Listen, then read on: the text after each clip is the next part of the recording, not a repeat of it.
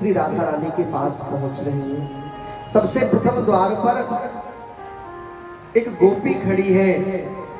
इन्होंने उसे देखा, देखकर मन में सोचा यही राधा रानी है, ये कितनी सुंदर है, और चरण छूने लगी। तो गोपी ने रोका, नहीं नहीं, मैं राधा रानी नहीं, अरे मैं तो उनके चरणों की धूल भी नहीं हूं।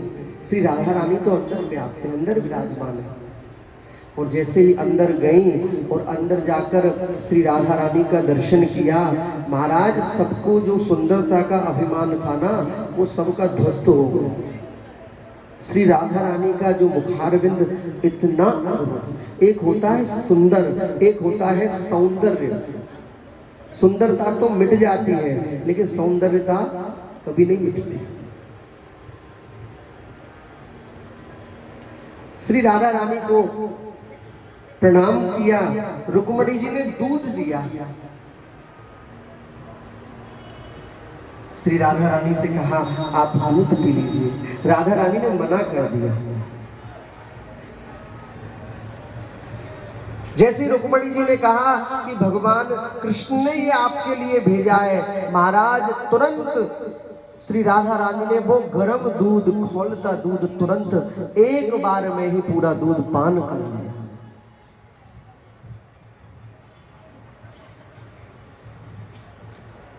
राधा रानी का दर्शन करके जब रुक्मणी जी,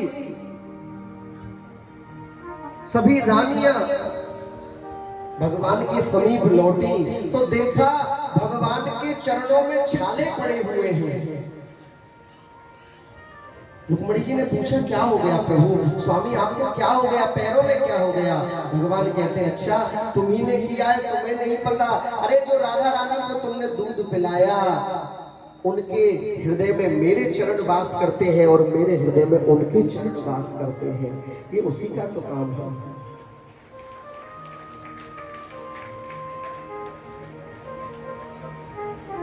महाराज गोपियों का प्रेम रानियों के प्रेम से श्रेष्ठ है।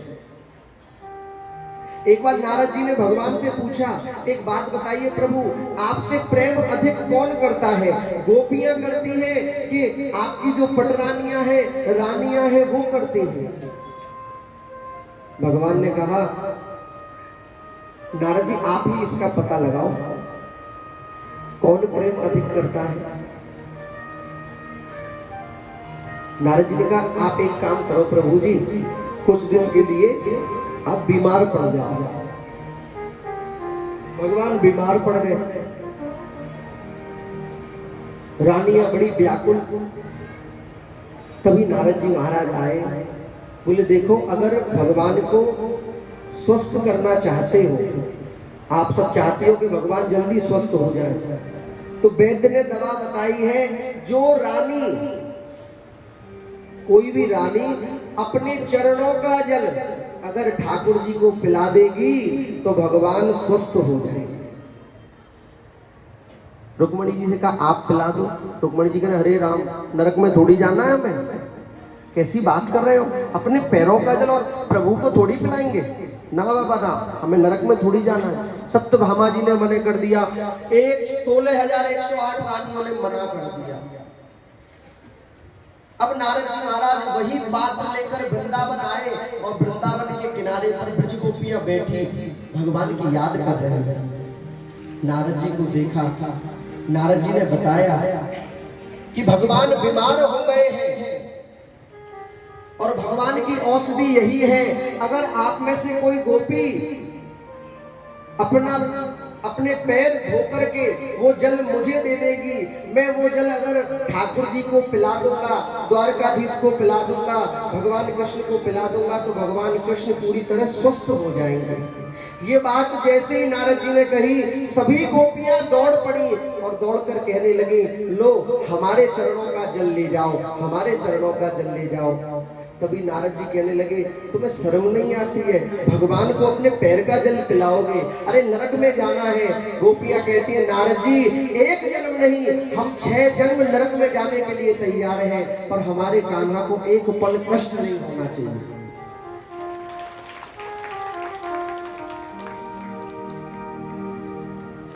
छह जन्मों के लिए नरक में पड़ी रहेंगी, 7 जन्म पड़ी रहेंगे, लेकिन हमारे कन्हैया को कष्ट नहीं होना चाहिए।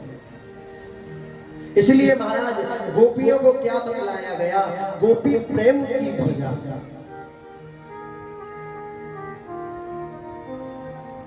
जिन गोपाल किए बस अपने, गोपियों को प्रेम की ध्वजा बताया गया। और ध्वजा कहाँ होती है महाराज, मंदिर में सबसे ऊपर।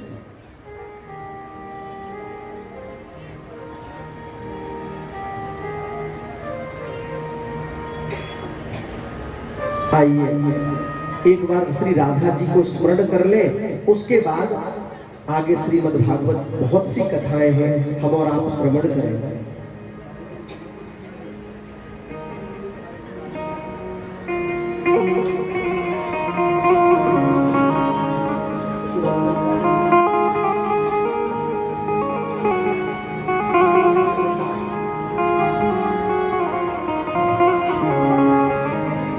मीठे रस से